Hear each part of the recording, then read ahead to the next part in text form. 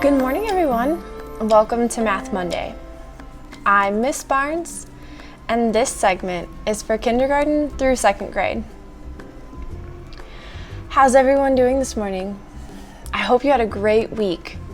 I know this week is supposed to be pretty nice outside, so make sure that you're taking extra care of yourself in this high-stress environment. Today, we are going to be working on a specific strategy called counting on. And we are going to need a number line today. Now, if you don't have one at home, that's okay. I'm going to show you how to make one really quickly. Take any piece of paper. You'll notice mine is kind of small, but that's okay. It'll still work. Take any piece of paper, and I want you to fold it in half, both horizontally and vertically. So you're going to fold it 2 times. I'm going to make the fold for the long edge first, and then I'm going to go ahead and fold it again. Both of these lines are important for getting our number line right. Okay.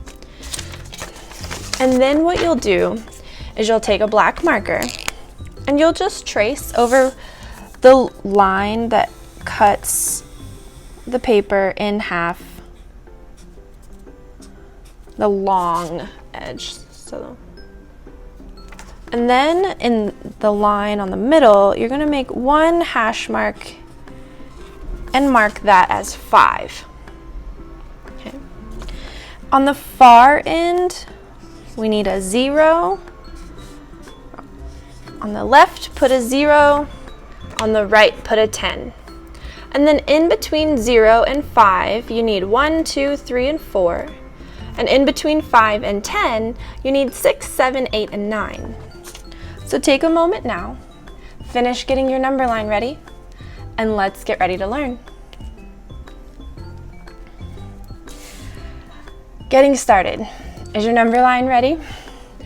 Like I said, today we're going to be working with the count on strategy. It's a specific strategy, and the tool that we'll use is a number line today. Let's jump right into our first question. Jack sees 7 ducks in the pond. Hannah sees 2 more. How many ducks do they see in all? Do you remember when we learned our strategies for solving word problems that the first step is to read the problem in its entirety? That means the whole thing. Do you remember what that allows us to do?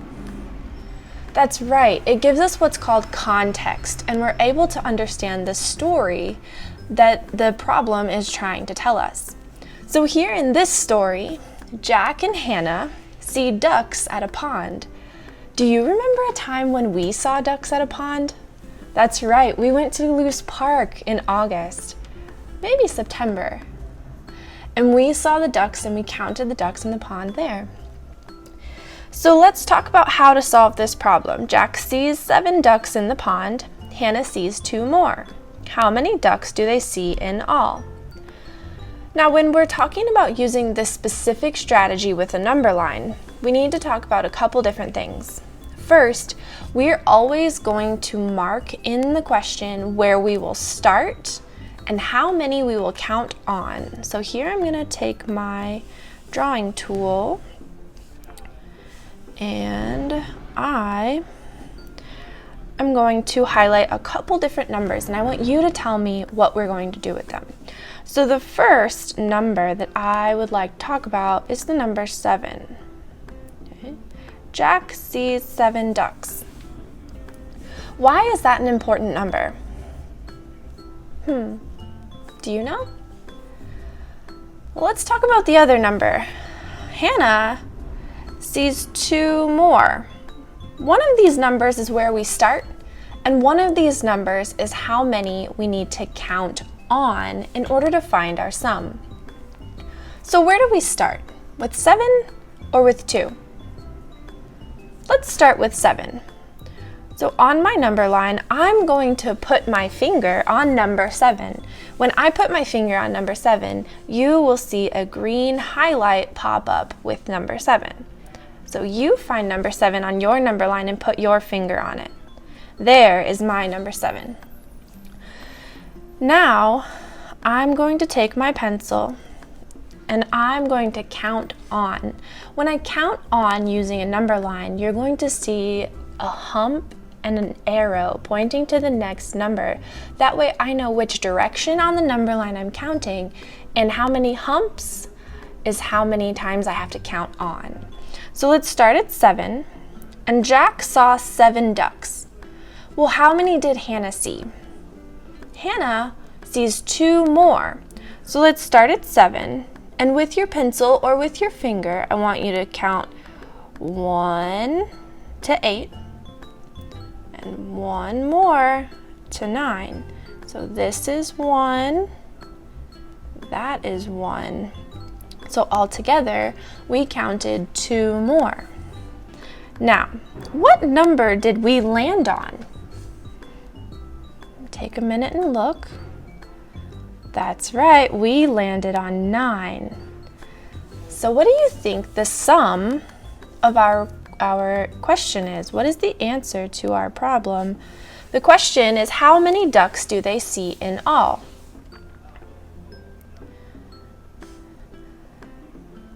So our answer is they see 9 ducks. How did you do with that one? Are you ready to try another one? Let's see what the next question says.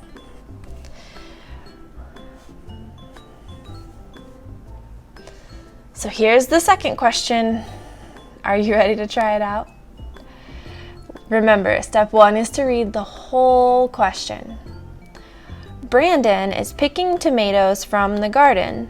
There are 4 in the basket. He puts 3 more in. How many tomatoes are in the basket now? So let's think about the problem and the story that it's telling us. The second step is, let's talk about what our answer is going to look like. What is our answer statement going to say? So the question that we have to answer, is how many tomatoes are in the basket now? So our answer statement should say, there are some, so I'm leaving a blank, tomatoes in the basket.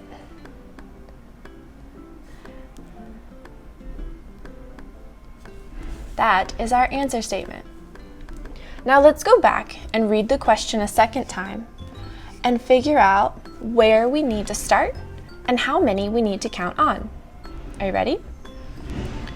I'm going to get my highlighter tool out,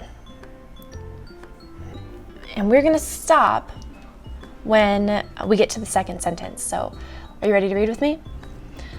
Brandon is picking tomatoes from the garden. There are 4 in the basket. So that tells me that we need to start on the number 4. How many do we need to count on? Let's read the next sentence.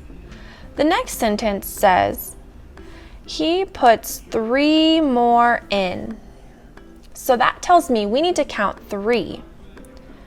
So I'm going to take my tool here, and we're going to count 3 jumps to the right because he's adding. So 4, count 1, 2, 3, and I'll draw my arrow there because that's where I'm going to stop.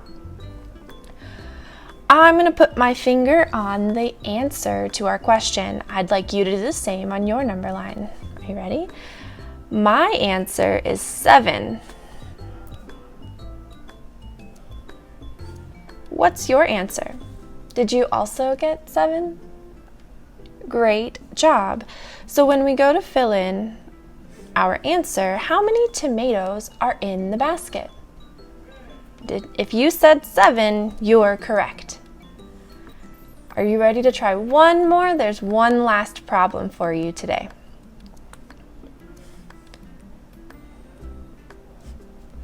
The last problem we're going to try together is this problem. Step 1, read the whole thing from start to finish. Anna fills 6 bowls with water. Then she fills 1 more. How many bowls did she fill? Okay. Well, our first step is always to take the question and turn it into a statement. So let's find our question. How many did she fill? So our statement is going to say, Anna filled blank bowls. Remember that blank is there because we don't know how many she has filled yet. We are trying to solve for that. Now let's go back and reread the question and let's find out where we're going to start on our number line and where we're going to end on our number line, or how many we're going to count on rather. So the first step, let's read the first sentence and find out how we start on our number line. So Anna fills 6 bowls with water. Can you find 6 on your number line? What if you can't find 6? Do you think you can count from 0 to 6? Awesome. Let's start at 1. 1, 2, 3, 4, 5. Oh, and there is 6. Great job. Now, when we're counting on from 6, what number do we need to count for? What number do we need to count on? So we need to take our tool and come back to the question and read the second sentence that says she filled one more basket, or bowl rather, sorry. She filled one more bowl. So we're going to start at 6 and we're going to fill one more bowl. And we landed on the number 7. So can you tell me, how many bowls did Anna fill altogether?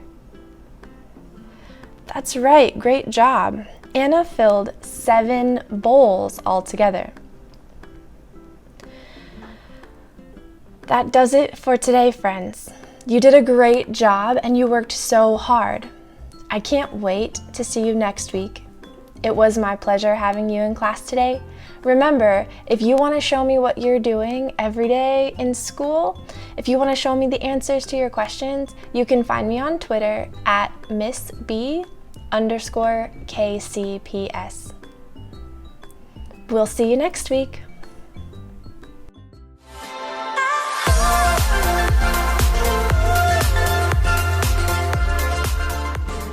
Kindergarten is great at Kansas City Public Schools.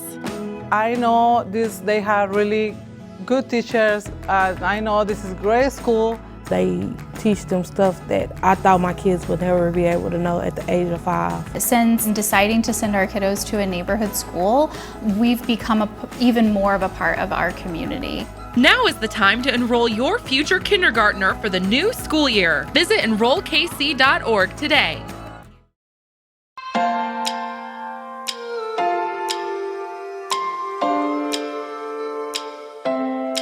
Good morning. Thanks for joining us for Math Monday. I'm Erin Dorsey and I'm one of the elementary math coordinators for Kansas City Public Schools. The last few segments, we've been working hard solving word problems in math and using the 8 mathematical practices to help us. Today, we're going to continue those lessons using a tape diagram to solve our problems. A tape diagram is a strategy that can be used to solve any word problem. If it sounds new, it's really not. It's very similar to number bonds, and you use number bonds all the way in kindergarten, 1st and 2nd grade to help you solve problems. A tape diagram is just taking that number bond a little bit further. So let's get into our problem. Let's take a look at our problem. A Kansas City store has 458 Chief shirts, 212 Royal shirts, and 277 KC hats in their inventory. How many more shirts does the store have than hats? The first thing I want to do is identify the most important information that will help me solve my problem. Do you see any information that we could use? If you're thinking this information here, you would be correct. 458 Chief shirts, 212 Royal shirts, and 277 KC hats. that information is going to help me solve my missing pieces it's going to help me solve for my missing pieces. Another piece of information that's extremely important is the question, because that tells me what I'm trying to find out. So as I said before, today's strategy is going to be using a tape diagram. Now, you may have heard of this same strategy referred to as a bar diagram. Those are the exact same thing. It just has two different names. So if you hear your teacher or someone else say bar diagram or tape diagram, we're talking about the same strategy. With this strategy, we need to figure out what we're comparing. And we can find that in our question to this problem. How many more shirts does the store have than hats? So what are we comparing? If you said shirts and hats, you would be correct. So I'm going to list those two things off to the side. I have shirts and I have hats. S for shirts, H for hats. For the shirts, I'm going to draw a bar. This is my total amount of shirts. And I know that this total is made up of two parts, and I get those parts from my problem. I have 458 Chief shirts, which is one part, and I have 212 Royal shirts, which is my second part. Together, they give me my total amount of shirts. Now for the hats, I have a total, and that is 277. But if I'm comparing my hats to shirts, that means that my bar for hats needs to be the same size as my bar for shirts. And it's not, is it? I have all of this space here to make up, and that is my unknown. That's what I'm trying to figure out. So the first thing I need to do is figure out what this total is. How do you think I can do that? By adding, exactly. I have two parts and now I need to find the total, and I can find the total by adding. So I'm going to add 458 plus 212, and that will give me my total amount of shirts. 8 ones plus 2 ones is 10 ones. Put my placeholder down, carry the 10. 5 tens plus 1 10 is 6 tens, plus another 10 is 7 tens. And then 400s plus 200s is 600s. My total amount of shirts is 670 shirts. So remember, if I want to make my hat bar the same size as my shirt bar, that means my hat bar also needs to equal 670. Do I have a piece of that total?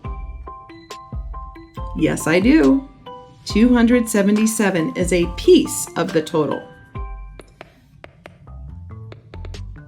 So I have 670 and a piece. To figure out the unknown piece, I can subtract, and the answer will be my missing piece.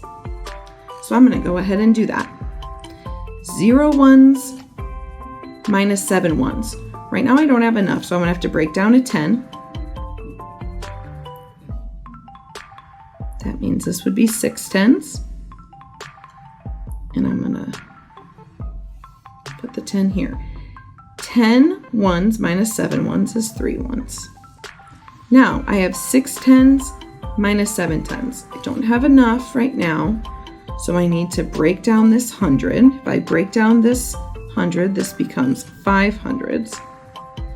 And I put my 100 over here. So I have 160 or 16 tens. 16 tens minus 7 tens is 9 tens. And then 5 hundredths minus 2 hundredths is 3 hundredths. This is my missing piece. So I'm going to put that back up here. So that means 277 plus 393 equals 670. If we did our math right, all of that should equal. Let's check it real quick. 277 plus 393. 7 plus 3 is 10. 7 tens plus 9 tens is 16 tens, plus another 10 is 17 tens.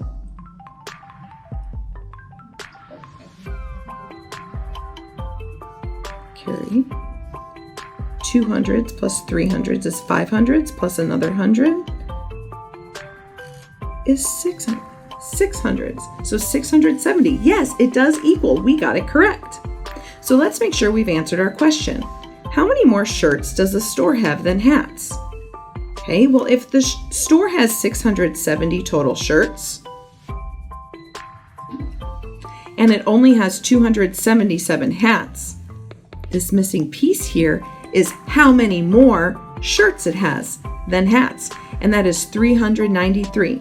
So my answer is 393 more shirts than hats. Let's take a look at another problem. The same store sold 304 Royals jerseys in June. I'm going to highlight that because I know it's important. And 34 fewer in July. That is also going to be important. How many jerseys did the store sell in both months? So I need a total. It's going to be for both months. So when I set up a tape diagram, I know that I'm comparing two things. In this problem, what am I comparing?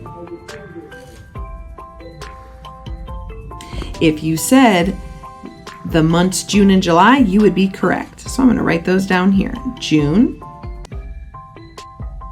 and July.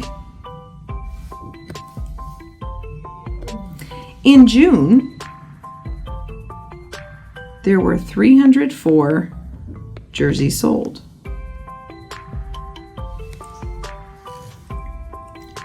In July, there were some jerseys sold, but it was 34 jerseys less than 304. So that means this right here is going to tell me how many jerseys were sold in July. What operation do you think I could use to find out how many were sold in July? Subtraction, yes. I have a total of 304 jerseys in June, and I know that I sold 34 less than that in July. So therefore, I can subtract. 304 minus 34. 4 ones minus 4 ones is 0. 0 tens minus 3 tens. I'm going to need to break down 100 to do that. So I'm going to break down 100. That means there's going to be 2 hundreds left here. I'm going to put my 100 down here, which is also equal to 10 tens. 10 tens minus 3 tens is 7 tens. And then 2 hundreds minus no hundreds is 200. So in July, they sold 270 jerseys. Am I done? You're right, I'm not done. Because if I go back to the question, it asks me how many jerseys were sold in both months. How am I going to figure that out? That's right. I am going to add my jerseys in June, which is 304, to my jerseys sold in July, which is 270, and that's going to give my total amount of jerseys sold in both months. So 4 ones plus 0 ones is 4 ones. 0 ones plus 7 ones is 7 ones. Or I'm sorry, I made a mistake. Did you catch it? That's right, I was in the tens column, not the ones column, so let's redo that because mathematicians want to be precise. I have 0 tens plus 7 tens, and that leaves me with 7 tens. 3 hundreds plus 2 hundreds equals 5 hundreds. That gives me a total of 574 jerseys sold in both months. So what do you think? Bar models, tape diagrams, two different names for the same strategy, but it's a strategy that's going to work for you all the time. And it takes your knowledge of number bonds and helps you figure out how to solve word problems that are maybe more complex than what you're used to. The main thing is that you are using what you know in the problem to solve for what you don't know. And that you're using a strategy that allows you to organize your thinking. Now, I'm sure you noticed in the problem, I made a mistake. What did I do when I made that mistake? That's right. I stopped and I went back and I corrected my mistake. I didn't just keep going because mathematicians are precise. One of the 8 mathematical practices is to attend to precision, and that is very important. We attend to precision by making sure that our thinking is organized, that our work is not sloppy and all over the place so that we can understand what we're writing, and that we keep using the right type of language, and we keep explaining our thinking as we go along. All of that allows us to attend to precision while using our background knowledge to solve for what we don't know. I hope you enjoyed your time today, and I hope that when you're solving problems with your teacher, that you can use this strategy to help you. Have a great day. See you later.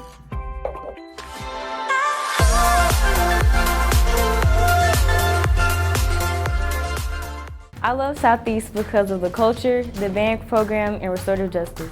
I love Southeast because of the academics, sports, and students. I love Southeast because of the people, the energy, and the advanced classes.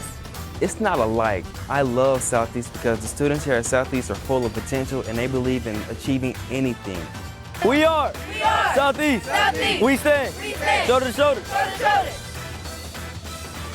Join the Southeast family. Enroll today.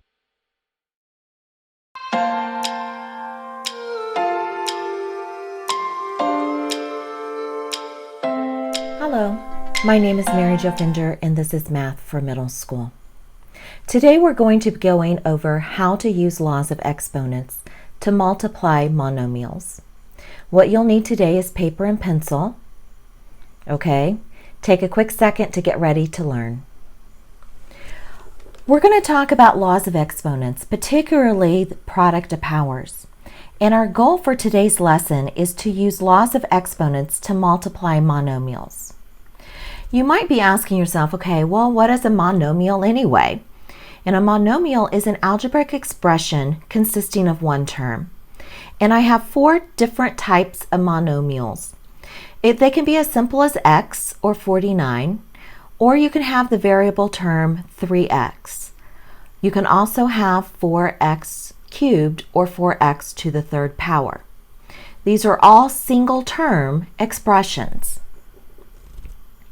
You might be asking yourself, okay, well, what is a term? A term is either a single number, variable, or numbers and variables multiplied together.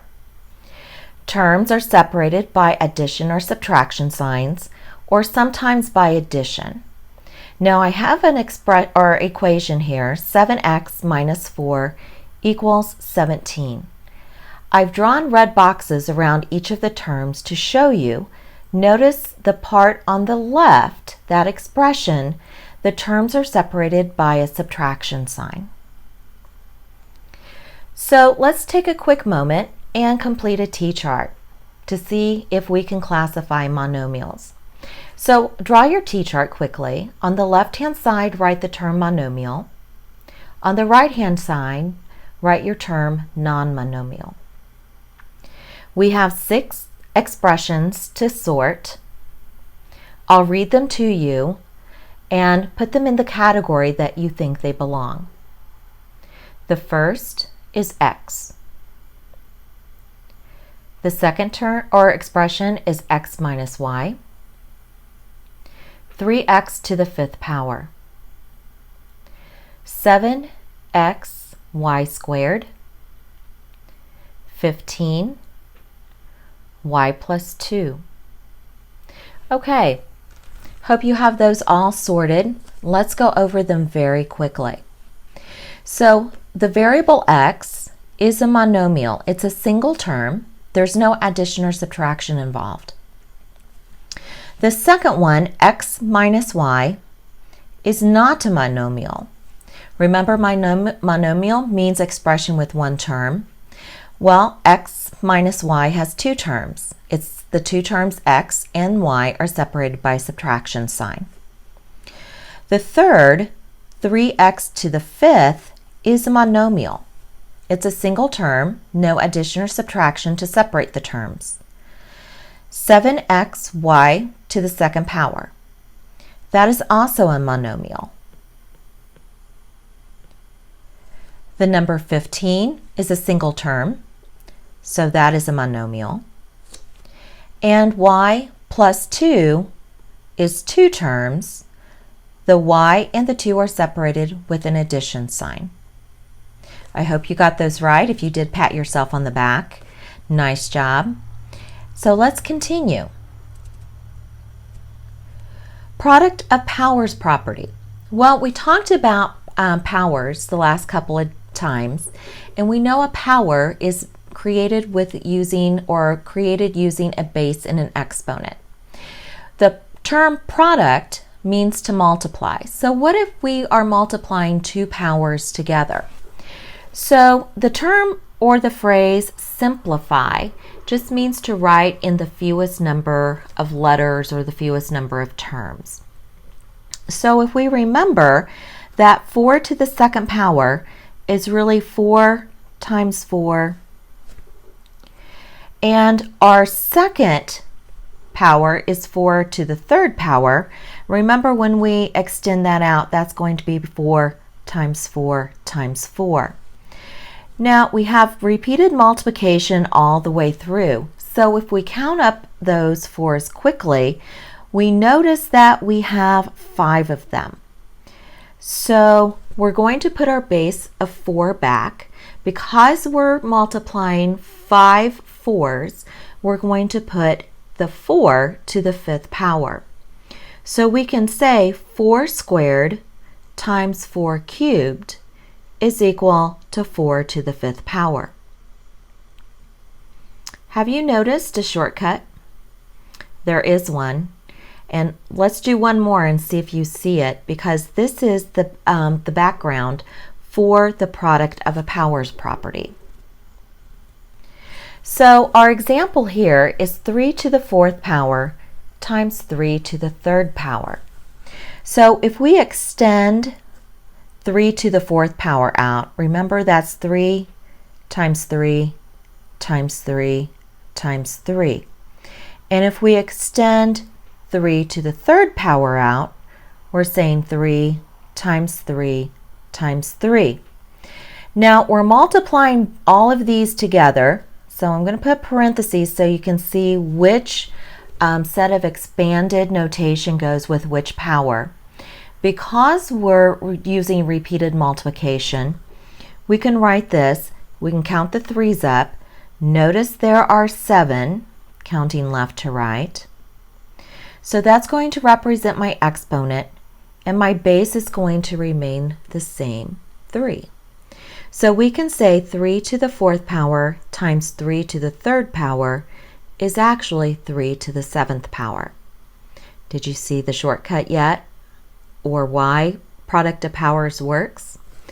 If you notice, if I add my exponents together, what's 4 plus 3? I hope you're saying 7. Notice the 7 is the same as the 7 in my simplified version, 3 to the 7th power. The product of powers property says if I have the same bases in my powers, all I have to do is simply add my exponents together.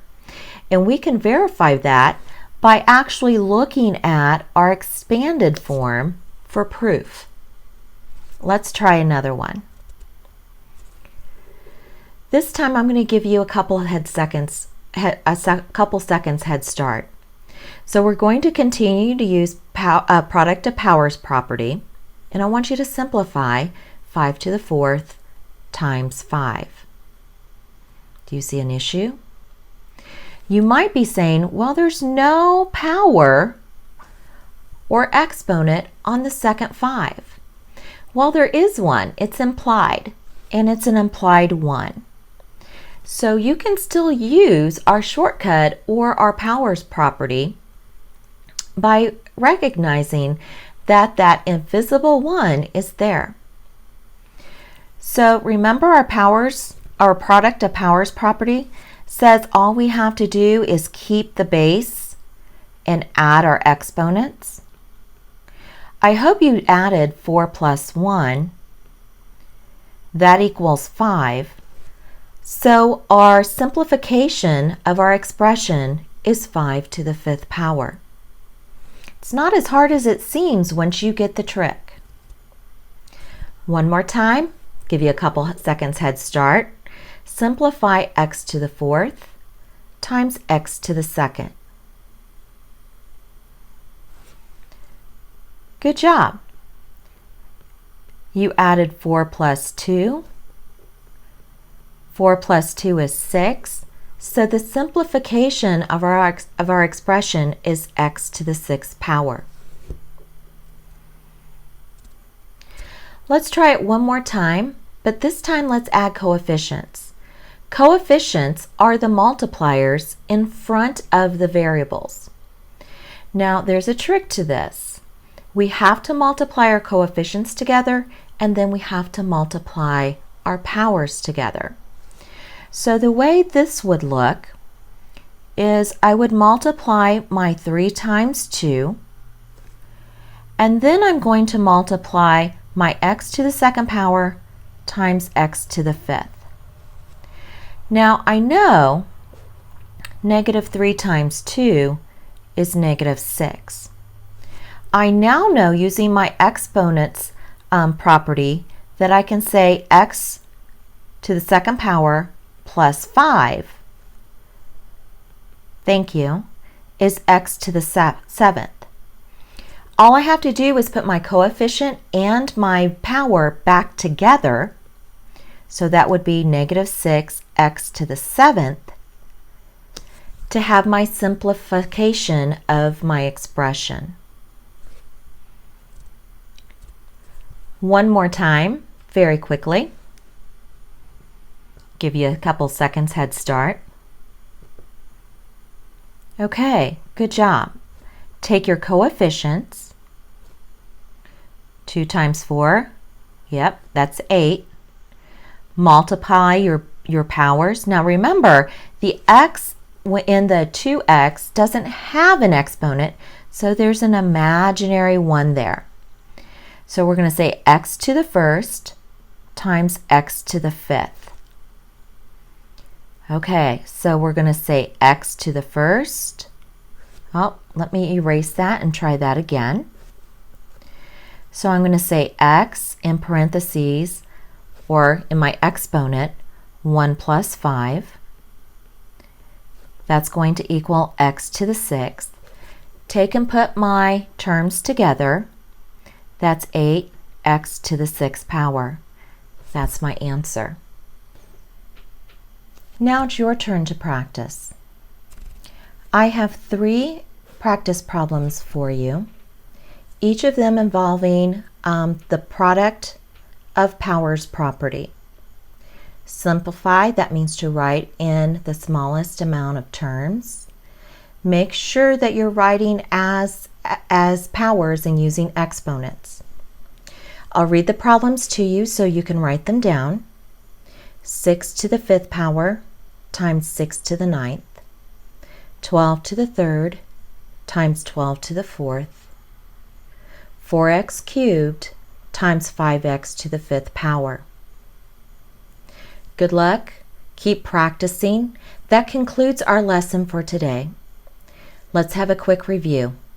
Today you learned that when you multiply powers with the same base, you can add the exponents together and arrive at the same product. Remember this week to work on your product of powers property so you can continue to improve.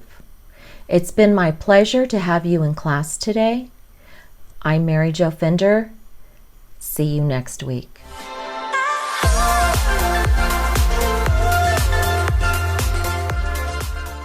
I chose manual because it's challenging and fun, and it can help me with college. I chose manual because I wanted to get a jump start in my career with culinary arts. I chose manual to acquire skills I'd use in real life. I chose manual because I want to be an ER doctor, and being an EMT is my first step. Kickstart your future today at Manual Career and Technical Center. Manual is open for all 11th and 12th grade students in both Kansas and Missouri. Learn more today at enrollkc.org/manual or call 816-418-5200.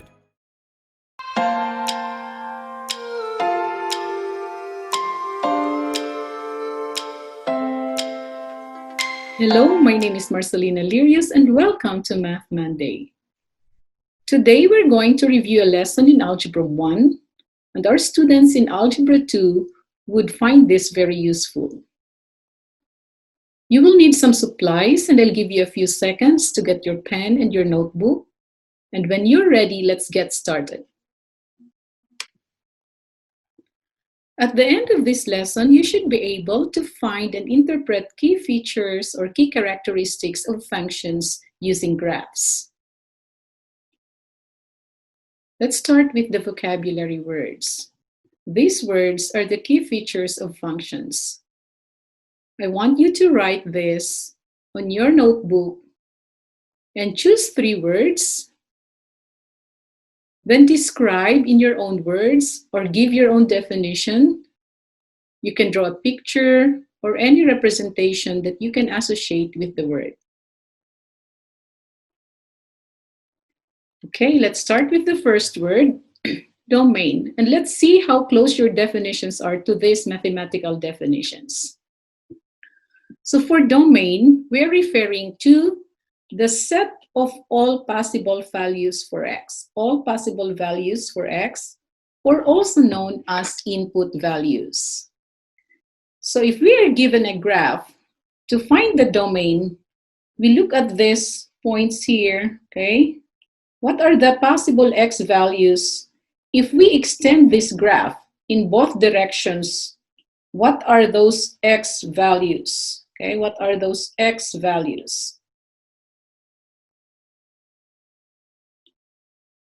Then, the range is the set of all possible values for y, also known as output values.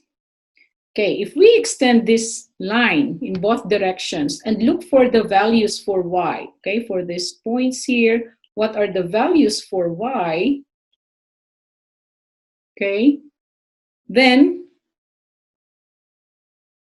looking at this graph, our range here will be from negative infinity to positive infinity. This could be extended in both directions.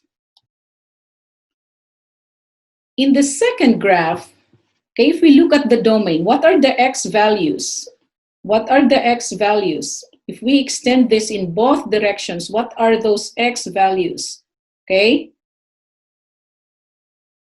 That would represent the domain. And for the y values, notice that, okay? This graph starts from negative numbers or negative infinity if we extend this. And it goes down, and the lowest point or the lowest value for y, or for the range, is at this point. So our range would start from this, from negative infinity up to this value. Okay. Then let's look at the next vocabulary words. So the x-intercepts. So the x-intercept is the point where the graph touches the x-axis. To find the x-intercept, okay, I want you to draw this, sketch this on your paper or on your notebook. Draw a line from left to right, okay? Draw a line along the x-axis and stop where the x-axis would intersect the graph. This point here, which is the intersection, is called the x-intercept, okay? It's the point where the graph touches the x-axis, and we denote this x-intercept here, this point, by a comma 0, where a is the value or the x-intercept here. If we look at the second graph, let's do the same thing. On your paper, sketch this graph, and let's draw a line from left to right, okay, there. Notice this is a point of intersection between the graph and the x-axis. So we call this another x-intercept, or one of the intercepts. And if we continue, there's another x-intercept for this graph. Okay, that's how you find the x-intercept for a given graph. And the interpretation is, these are the points where the graph and the x-axis, where the graph and the x-axis intersect. Okay. Ready for the y-intercept? Okay. The y-intercept is the point where the graph touches the y-axis. Okay. If we look at the first graph, which is a linear graph, to find the y-intercept, let's draw a line on the y-axis and, okay, find the point of intersection. So this point of intersection, this is when x is 0 and y is some number, and we call this as the y-intercept. Let's find the y-intercept on the second graph. And to find this, let's draw a line along the y-axis. Stop here. Notice that this graph and the y-axis intersects at this point, and we call this point as the y-intercept. Okay, the y-intercept. Okay. For the axis of symmetry, for a graph, okay, the axis of symmetry is the line that divides the graph into two equal parts. Each part is the mirror image of the other. For a linear graph, the line of symmetry is actually the y-axis. This will divide, because we can extend this in both directions, and this y-axis, which is the line x equals 0, is the y-intercept. I mean, is the axis of symmetry. Okay. Let's find the axis of symmetry for this second graph, which is the parabola. Again, it's the line that divides the graph into two parts. Okay. For a parabola, the axis of symmetry passes through the vertex. And if we draw this line, okay,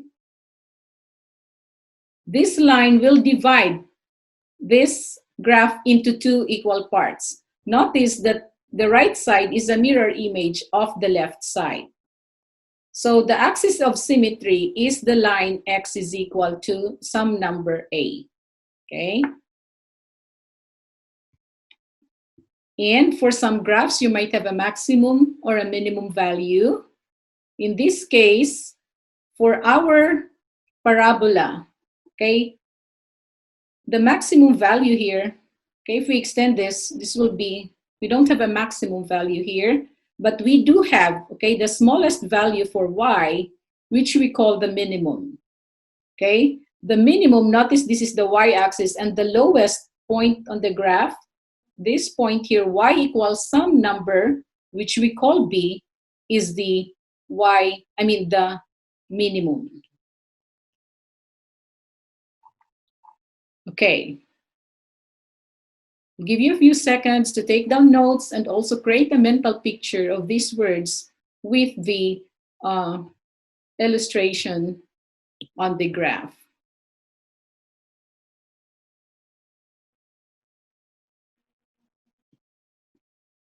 Okay, let's have our first example here.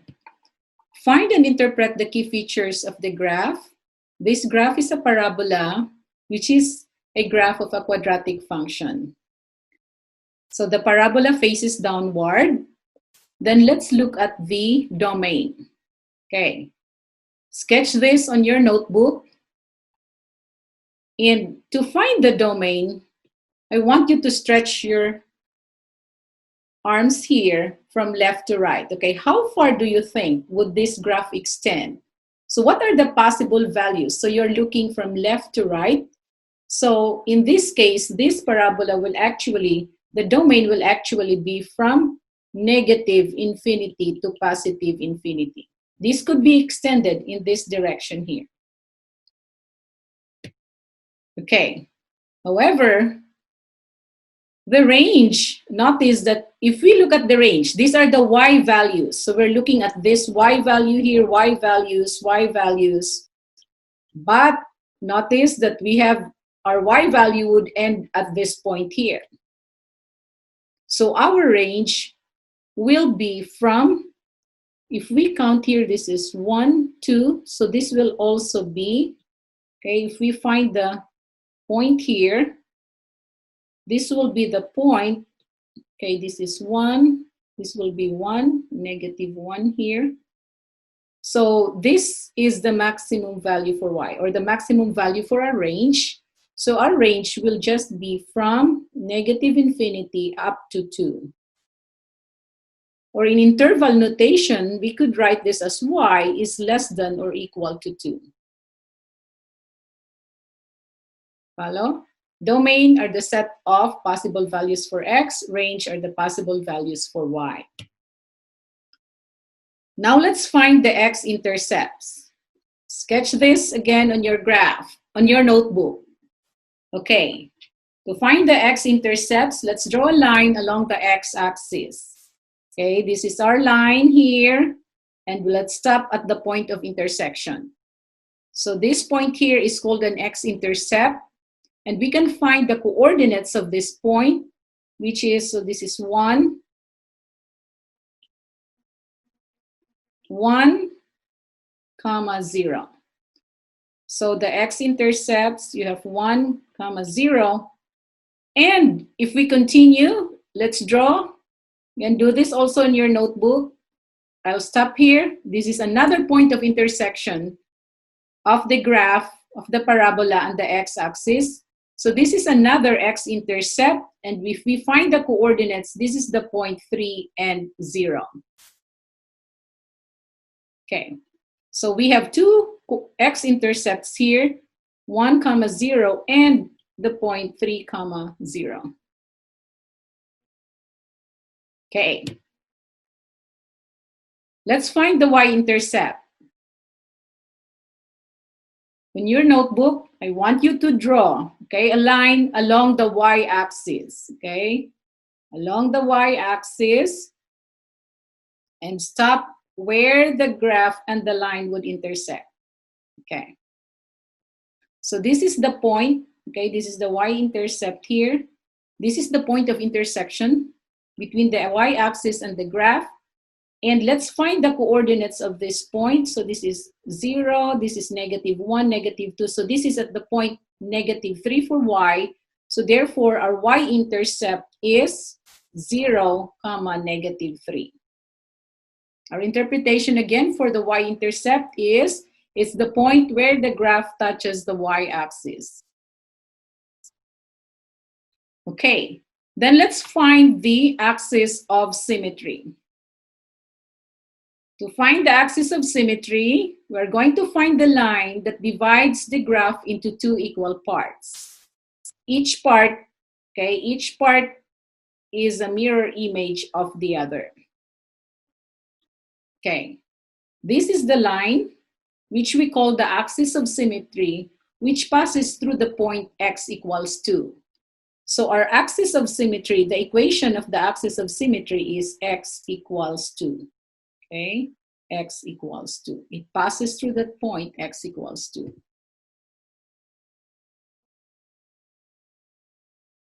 Ready for the next one? Okay. Then, since this is a parabola facing upwards, downwards, I mean, we have a maximum. The maximum point is at the vertex, okay? The maximum point is at the vertex, and the maximum value for this is 1, so this is 1. So maximum is y equals 1. That's the maximum value for y, okay? And we don't have a minimum because we extend this in this direction. This could be extended to negative infinity. Okay. You can take down notes. Now I'll give you one item for practice to find the key features and interpret also this feature of the graph. So that concludes our lesson for today, and I hope to see you next week.